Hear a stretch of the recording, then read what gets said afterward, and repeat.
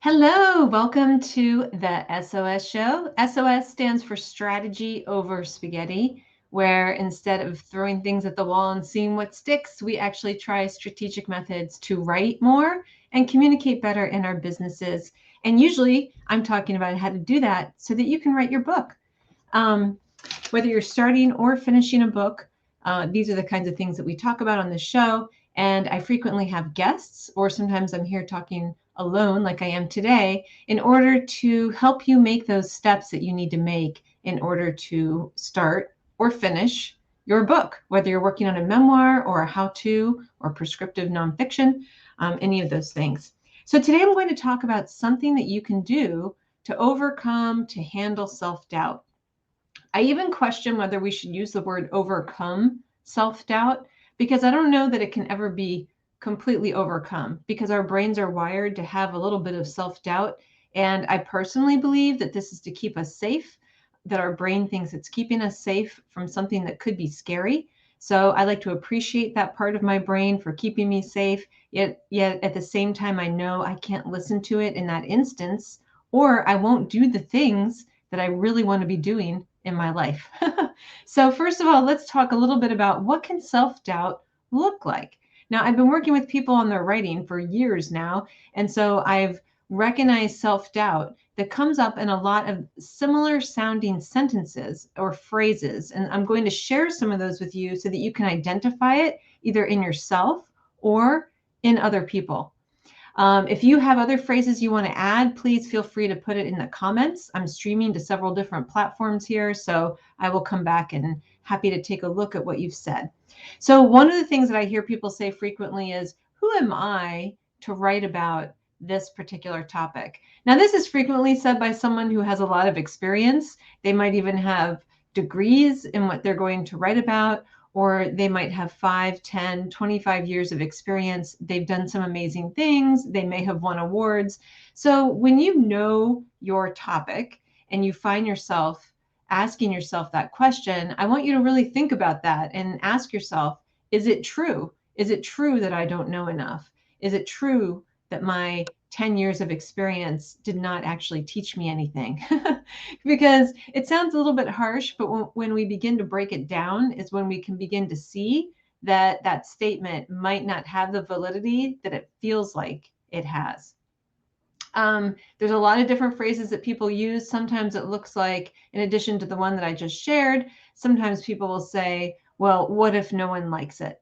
What if no one likes what I end up creating? And that's a valid concern. We do want to think about our audience. We do want to think about how our audience will perceive what we have to say. There's a popular show right now where they talk about audience, and I thought it was interesting. It's called The Offer. That's a show. And in it, there's a movie, a Hollywood kingpin type person who's saying, we don't wait to hear what the audience wants to hear. We tell them what they need to see, or we show them what they need to see, or we tell them what they need to hear. So he's talking about that idea of how you craft, to a certain extent, what the audience needs to know and what the audience needs to hear, because you are the expert. In his case, he's talking about himself, that he's the expert. But you get my point. So we have to have a balance of thinking about what the audience needs to know and what they want to know, but then also balancing that with our expertise in knowing better than the audience what they need to know, because we're the experts. You're the expert, right? If you're writing a book. So there's a little bit of sussing out who our reader is going to be.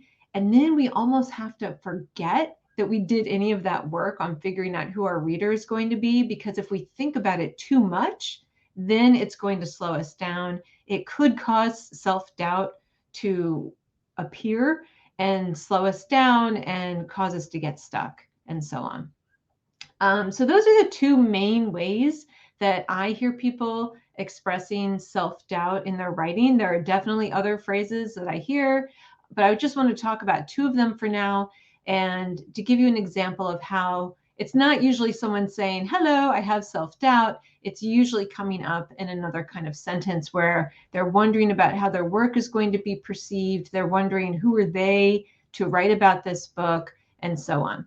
So, and again, if you are watching this and you have different phrases where you've heard self-doubt come through, then I welcome you to share those, because, together, if we share different ways that we hear this, we can all begin to recognize it in ourselves when it comes up. And it comes up at every stage. You might see people on social media who are confident, who have it all together, but it always comes up. Even in the most confident looking person, they have little bits of self-doubt that come up. Now, what separates someone who's confident and, what might be called successful, we could go into what successful actually means, but I won't do that. But basically, if we see someone who's confident and successful on social media, they might, or anywhere in life, they may have done something to overcome those different kinds of self-doubt. I actually remember an artist many years ago who told me, Deborah, I have crippling self-doubt. He was one of the few people I've ever met who called it what it was, who actually recognized what it was. He went on to become a huge success because he didn't give up. And that's what I want to talk to you now for this next part, is to think through what is it that we can do to overcome, to handle the self-doubt. I prefer the word handle the self-doubt because, like I said before, I don't think we ever overcome it 100%. I think the self-doubt is part of how our brain works in order to try to keep us a little bit safe. But then it's our job not to fall into that self-doubt hole and let it stop us from doing things. So just looking at my notes here really quick. The other thing I wanted to say before I moved on is that if you feel self-doubt, it's totally normal. A lot of people will be like, oh, they feel bad for feeling this way, or they're, not feeling as confident as they might normally. It's totally normal to feel that way, and everyone feels it at some point. It's just that some people admit it and some people don't. So if you feel it, you're a human and you're normal and everything's cool. So the thing that you can do is to think about your desired end result. Now, I'm going to focus this on books, but you can take this idea and apply it to anything you want to do. Run a marathon, redo your house, build a car from scratch. I don't know, but whatever it is, it applies to that. So for books, what you want to do is to see the desired end result of that book. Don't think about the now when you're trying to figure out what it's about, what the title is, how to outline it. Think about that desired end result. And I want you to think of a few things. You can take the ideas I'm sharing and sort of use them in a quiet time where maybe you breathe a little bit, maybe you do some pondering in a place where you feel comfortable, and imagine that book in your hands. And I want you to imagine a few things with your book in your hands. How thick do you think it is? Is it really thick? Is it thin? Is it hardcover, like a hard cardboard cover? Is it soft? Is it online? Is it something that you don't even have a physical copy and you're seeing it online? Maybe you don't want to have a physical copy, and that's fine. If you do have a physical copy of the book in your hands, what's the texture like? Is it sort of a grainy texture? Is it smooth and glossy? Think through, like, what does it feel like to hold that in your hand? Does it show up to your house in a cardboard box like mine did? And, mine had a glossy cover and I took it out and it was a soft back. And like, I remember everything about that moment of holding my book and then asking someone in my family to take a picture of me. It's my book, take a picture of me. I was so excited. So think about, how are you going to feel? What emotions are you going to be feeling? Are you going to be feeling satisfied? Are you going to be feeling a little bit tired because writing a book is quite a bit of work? Are you going to be just feeling overjoyed, excited to share this with other people? So feeling like the texture and then feeling your emotions, those are both important. And then is there anything that you hear? Like, do you hear a song on the radio? Do you hear birds chirping? Do you hear an extremely supportive and loving person in your life who's like, way to go, you rock? Do you hear a child who's like, Mommy, that is awesome. Daddy, wow, you have a book. Or, sometimes our kids are kind of like, you have a book, whatever.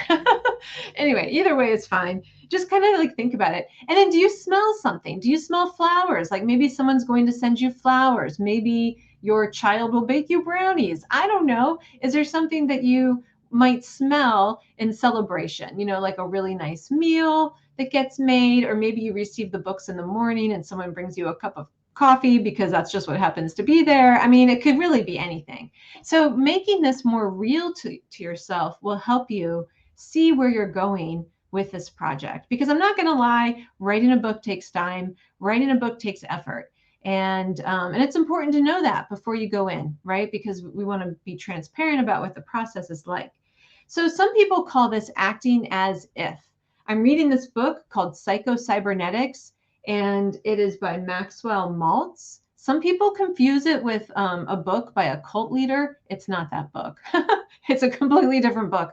It's about, but it talks about things that we can do with our mind in order to help ourselves achieve our goals and move forward in life despite any setbacks. So it's a really cool book. It was recommended to me by a real estate investor friend of mine, and I've just really enjoyed reading it over the years to help me in life and business. So in this book, because I want to give credit where it's due, it was in this book that Maxwell Maltz talked about the idea of acting as if. I don't think he's the only person to have brought up this idea, but it's where I got it from, and I always credit my sources.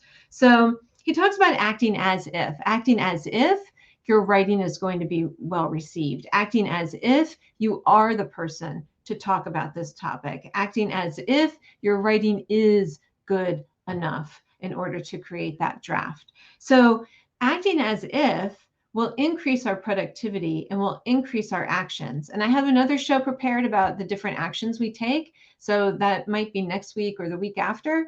So stay tuned for that.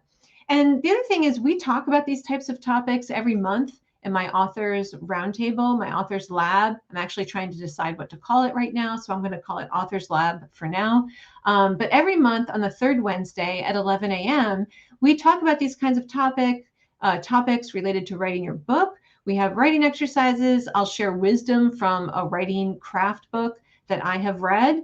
And then, take people's questions about the process of writing a book. It's really fun. It's interactive. It's free. It's engaging. And there's a growing community around it. So it's a great way to get some help if you just have a few questions, that you want to help get some solutions to. You can come in. You can talk about your ideas. You can meet some other people. It's a really fun thing. So I hope you'll come join me. It's, like I said, it's every Wednesday. It's every third Wednesday at 11 a.m. Eastern, and we hold it on Zoom. And all you have to do is just register at my website, which is radiantmedialabs.com. And then you'll see a link at the top for the roundtable.